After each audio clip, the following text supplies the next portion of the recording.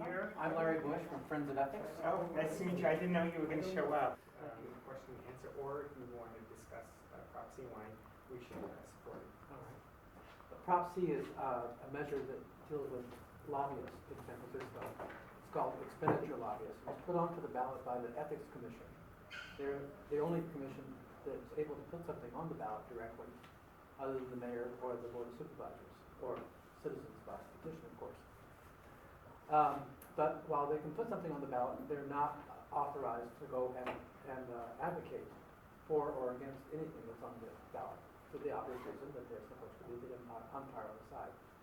So Friends of Ethics is a volunteer group that consists primarily of former ethics commissioners who served a term there. Also a considerable number of former civil grand jurors who all worked in one way or another on ethics issues on their grand jury reports, and the heads of local heads of Common Cause, basically good government type people. We're all volunteer, and we're operating on a shoestring. This measure reintroduces something that had existed in San Francisco up until 2009, which is money that's spent to ask the public to in turn call City Hall on behalf of an issue or a contract or what have you. That's indirect lobbying, if you will. We already have reports that says if you're talking to City Hall yourself and you're paying someone to do that, you have to report that. Until 2009, we also had the indirect lobbying reported. And it was reported. It was often several $100,000 on a particular issue. But the Ethics Commission staff at that time thought that it was a lot of work and not much results. And so they said, let's streamline the law. And streamlining meant, let's stop doing this job. So they eliminated it. San Francisco then became the only jurisdiction in California to eliminate that disclosure. It exists still in Los Angeles, San Diego, Santa Clara, Sacramento, state legislature, and so forth. So, what's different from what it was in 2009? First of all, Citizens United means that a lot of corporations can spend money in ways that they previously were not allowed to do. Secondly, there has been the emergence of nonprofits, which exist to carry the message for various officials. So it depends upon how you consider that, but one of the ones that people seem to respond to is the American Legislative Exchange Council, which is a conservative group that advocates eliminating a lot of environmental laws. They also draft laws. They were the ones who drafted the quote stand your ground law that was used as the justification for the shooting of Trevor Martin. And then you have groups like Coca-Cola, which has been under the gun for sugary drinks. So they created a nonprofit staffed by medical people who argue that if you just exercise, you wouldn't have to worry about all those sugary drinks. And the list goes on. In addition to that, of course, you have organizations that do their own outreach to the public. So you had Waste Management earlier this year, which did ads on television and everywhere else, calling for people to contact City Hall to ask for a vote for an EIR on their college contract. This also covers that has been endorsed by an array of groups from different political points of view. So it includes Dianne Feinstein and Quentin Cobb. It includes Scott Wiener and David Campos, David Chu and John Avalos. Former office holders like Tom Amiano, Art Agnos. And then politically, in terms of groups, everything from SFT to the Alliance for Jobs and Sustainable Growth. So it's not being viewed as ideological. There are those who object to it and oppose it because they don't want to have to make these kinds of disclosures in a way that's as public. Those are primarily a small group of nonprofits not all of them by any means, and also some unions. Although unions reported before, in 2009, for example, some of you may recall when the firefighters were trying to get more staffing to fire stations. And they did hundreds of thousands of dollars outreach to the voters to say, please ask the board to vote for more staffing in firefighters. What doesn't cover, it doesn't cover if you're talking to your own members. It doesn't cover if what you're doing is alerting the public that there's an issue that's going to be coming up and it's important and it'll do this to the city, but you don't say the magic words, please call your legislator. It doesn't count because of constitutional guarantees and free speech, and so you have to walk the line. I haven't given you much time for questions, but I wish that I had. Do we have any questions? We have 1 minute. Quick clarifying question. So if I understand this correctly, it would return the requirement that this type of what's called indirect advocacy, the expenditures for that will be disclosed. Does it change the dollar amounts, or is it just include these, just disclosure, or does it affect total dollars spent as a whole? If you're spending $2,500 in a month, you have to report. Right, but is the limit still, so that will be added to the total expenditures that go to the ethics commission? Oh, no, it goes into the general. The groups that have to register pay $500, unless you're a nonprofit, in which case you don't have to pay anything. But otherwise, you have to pay $500 to register once a year, and that money goes into the general fund of the city. Did I understand the question correctly? And they don't have to do that now?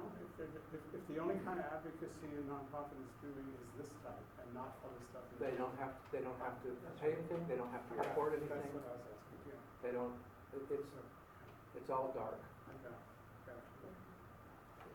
One of the things I noticed about the legislation was that there are exemptions for contact lobbying, where you have a direct lobbyist, Right.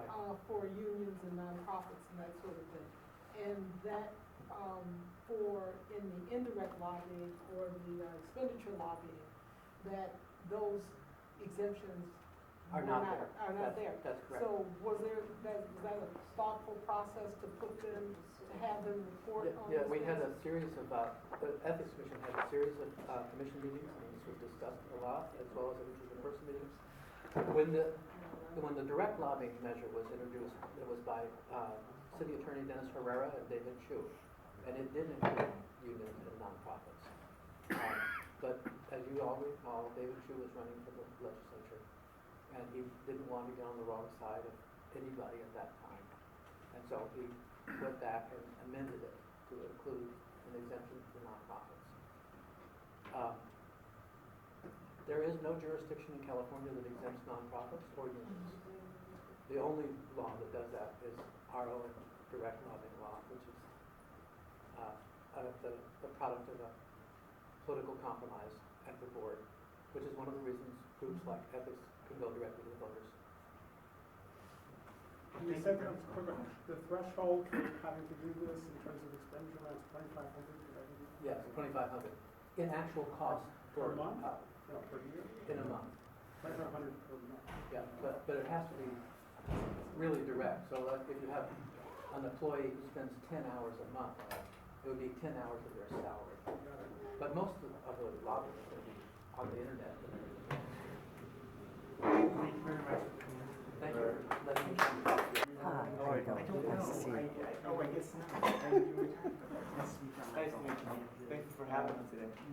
Okay, so in Congress here is Proposition J, establishing the legacy business historic preservation. So you have 5 minutes.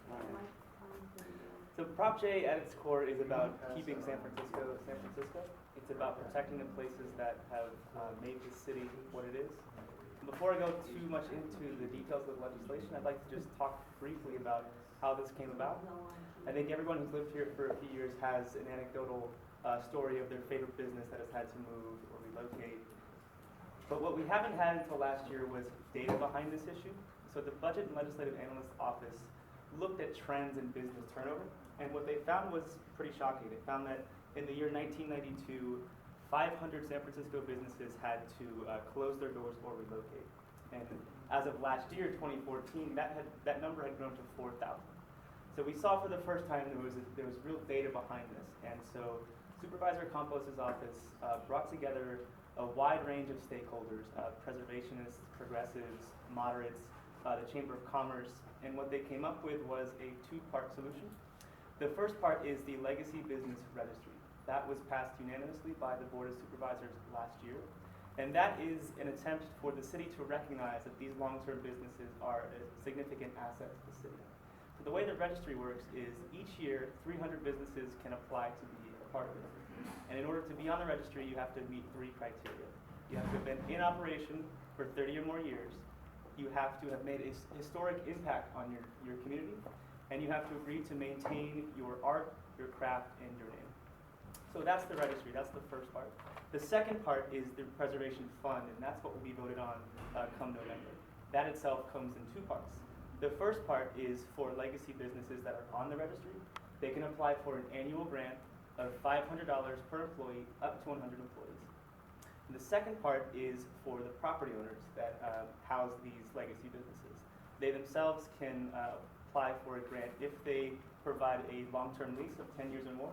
So they get $4.50 per square foot up to 5,000 feet. It's a way to give stability to these long-term businesses, and what we're really excited about is we know this will have a significant impact. And the reason we know is that already, before this is even passed, hopefully it's passed, we've seen in New York, in Los Angeles, in Houston, they're modeling legislation off this.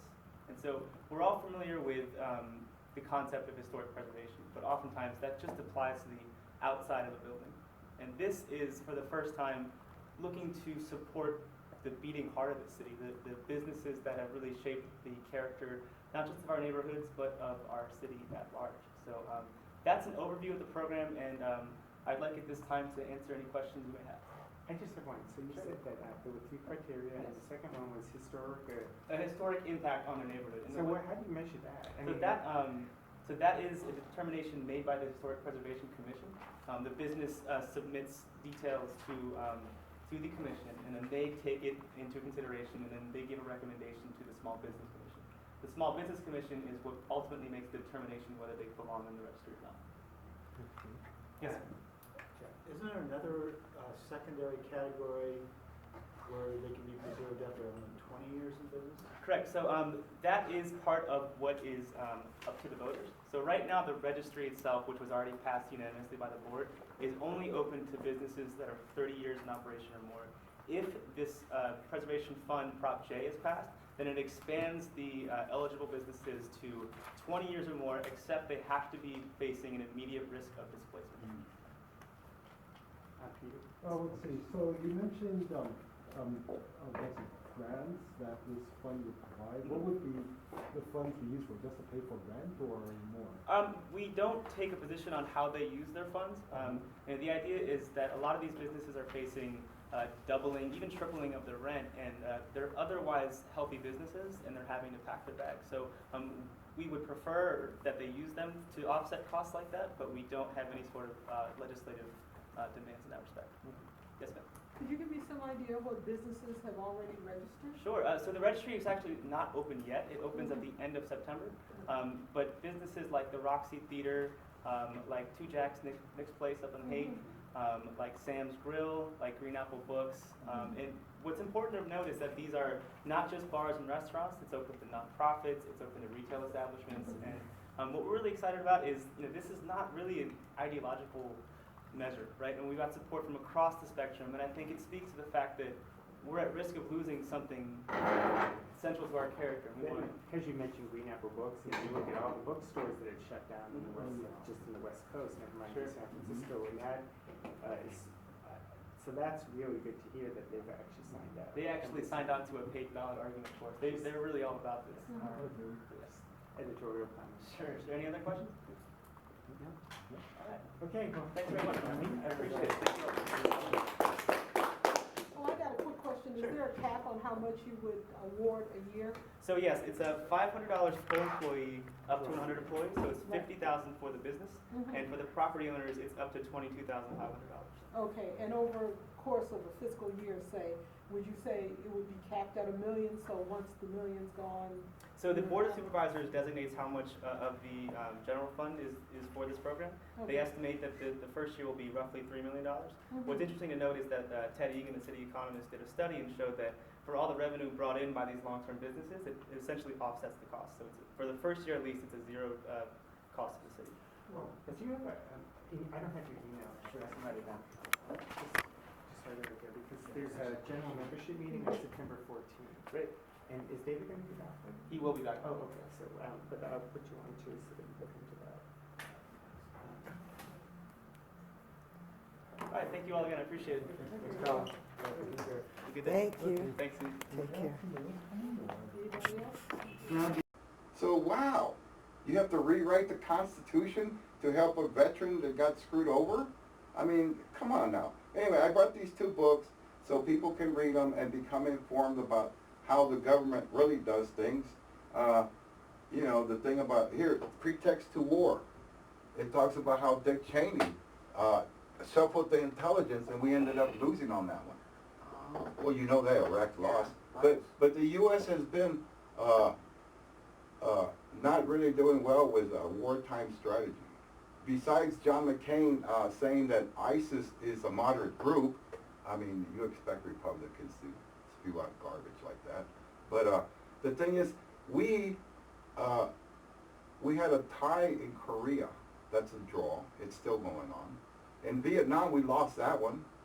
You know, we won all the battles but lost the war because of politics. And the big threat then was supposed to be the big domino theory. The scary communists are going to take over the whole Asia, right? Remember the domino theory? Yes, yes. So now Vietnam's a capitalist nation, so is China.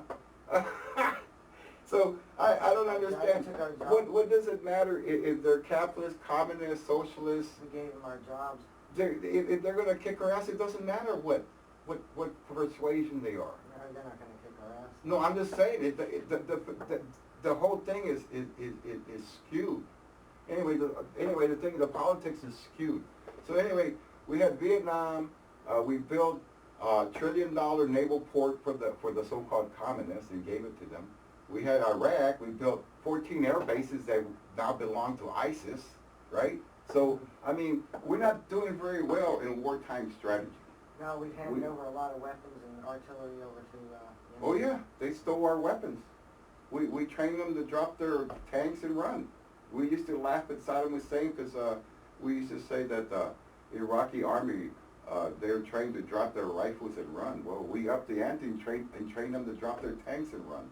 But anyway, our wartime strategy is not very good. We need to stop listening to idiots like John McCain. Well, getting back to the cannabis issue for veterans. Right. They need to, veterans, I feel sorry for I feel sorry for them. I'm not really associated with the VA hospital. I have to disassociate myself from What's them. going on with them? Well, are they getting poor care? if I was in pain clinic, they would throw me out for using cannabis. But their pharmaceuticals are too dangerous, the side effects. So I'm put in between a rock and a hard place. So I can't use their services because I'm using medication that's actually helping me and has less side effects. And if I did what they asked me to do, I'd probably be dead by now from some kind of liver, heart problems or whatever. But anyway, so I think the solution is allow veterans to sue the U.S. government, and after they get spanked by a bunch of lawsuits, then they'll correct their behavior. That's how it happens in normal society. You know, if people keep getting run over or their car keeps breaking down and killing people, they get sued and they recall the cars and they apologize and there's results. But the way it's going now, veterans are dying 20, 25 a day and nobody seems to care. And those are not just veterans. Those are fathers and moms, brothers and sisters, aunts and uncles, people that did time in the service that didn't fare too well. And GOP they're always ready to march us off to war, but they don't want to send their own kids. No, they never go. No. How many of those GOP candidates actually fought in the war? They're chicken hawks. They talk tough, but they can't back it up. Yeah, But, yeah, John McCain is a hero, but he's a bad strategist. Do not pick ISIS as a moderate group. If ISIS is a moderate group, who are the extremists? You know, it doesn't make any sense. You know, all these wars, but I'm not here to comment about the stupid wars we've been in, how useless and senseless they've been. I'm here to comment about how our veterans deserve better and deserve full citizenship because they're, due process, there you go. due There process. you go. In the court system. I know. What happened to all the other laws in the Constitution? Due process, equal protection, all those. They don't apply to veterans? What's going on with that? Are we slaves? And undocumented immigrants. Are we are zombies? deported Are we because property? What's up with they're- that? Well, they're just not given due process because of, I guess, war, they consider war as hell, and that the bottom- rules of war are different than civilians. Well, there's an economic The- bottom line the too. war Could you imagine all the veterans going up there and suing the They hold US civilians government? and military to different standards. Precisely, for economic reasons. Could you If imagine? they paid all those lawsuits for everybody that got hurt, there would just be. Trillions and trillions of Yeah. dollars in debt. But you know what's ironic is, Stop going to all these silly wars, hey. their priorities are screwy because if you recall a few years ago, we had the meltdown, economic meltdown, and they were trying to pump the economy up by throwing money at it. Remember that? Yeah. It came down to free money for the banks and all this stuff. And I was telling them back then, I said, you know what, a way to pump money into the society, if you need the machine to keep going, is pay veterans their compensation. That's money that you owe them already anyway, and once you give it to a veteran, it's unlikely that any veteran's gonna hoard that money and try to, whatever, become a multi-billionaire. He's gonna spend it. It's gonna go back into society. He's gonna spend it at the store, or whatever he spends it on. But that would have pumped money, that would have killed two birds with one stone. You could have, or I say my animal activist friend said, you don't have to kill the birds. You could just like chew them away. Okay, so you can chew two birds away with one stone. You know, they could have done that. They could have pumped massive of money into society, and they could have paid veterans their compensation. So let's stop playing games. I mean, it took veterans with Agent Orange, it took them, what, 60 years to get their benefits? They dragged on the Iraq illness, remember the Iraq the poisonings that they got from all the toxic stuff they were blowing up and stuff. Anyway, those people are still fighting the VA. And now, the latest screw up is the head trauma injuries. There's over 40,000 American veterans with head trauma. And the federal government just started acknowledging that those exist, because before that they denied that some injuries even existed. They were controlling the information about the nature of injuries and contracted during and suffered during war. Well, actually, it wasn't even the U.S. government that did that. It was the NFL, the National Football League, that came out with head concussions. And the Army had scientific data where you could take blood from your brain and find out if you had too many enzymes that you were more than likely to have head trauma. But what the VA is using now is a non-scientific, subjective test. It's like a psychological test.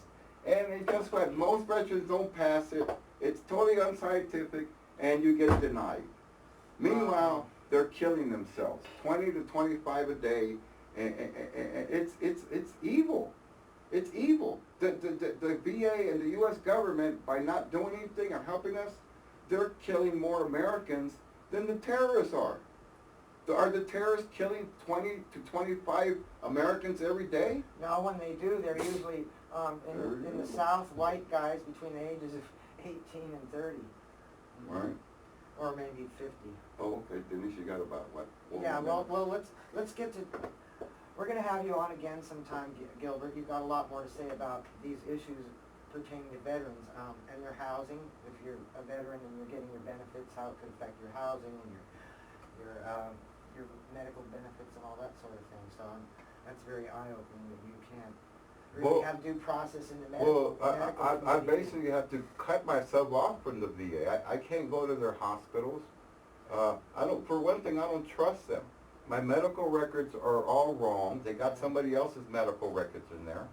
When I applied for Social Security, guess what? I got denied. Guess why did I get denied? Because the VA never sent my medical records to the Social Security. It took 3 years to get on Social Security, and I wasn't the only So one. slow.